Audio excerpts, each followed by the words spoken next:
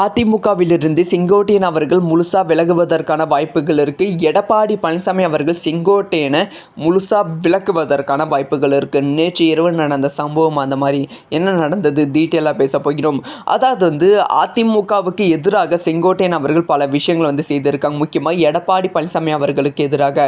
So AIADMK வெற்றி பெற வேண்டும் என்ற சசிகலா, டிடிவி தினகரன், ஓ பன்னீர்செல்வம் இவங்க எல்லாருமே ஒன்றாக இணைய வேண்டும் அப்படிங்கிற விஷயத்தை செங்கோட்டையன் அவர்கள் சொல்லிட்டு இருக்காங்க. ஸோ இவங்களை எல்லாத்தையுமே ஒன் பை ஒன்னாக செங்கோட்டையன் அவர்கள் சந்திப்பது அதிமுக வட்டாரத்தில் பெரும் பரபரப்பை ஏற்படுத்தி கொண்டு இருக்கு.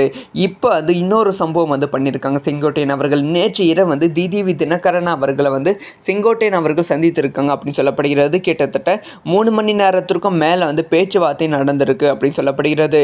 இந்த பேச்சுவார்த்தை முடிவில் கூட்டணிக்கான கன்ஃபர்மேஷன் டிடிவி தினகரன் அவர்கள் கொடுத்துருக்காங்க அப்படிங்கிற விஷயமும் கன்ஃபார்ம் ஆகியிருக்கு. ஏன்னா ஆல்ரெடி அண்ணாமலை அவர்களை டிடிவி தினகரன் அவர்கள் சந்தித்திருந்தாங்க.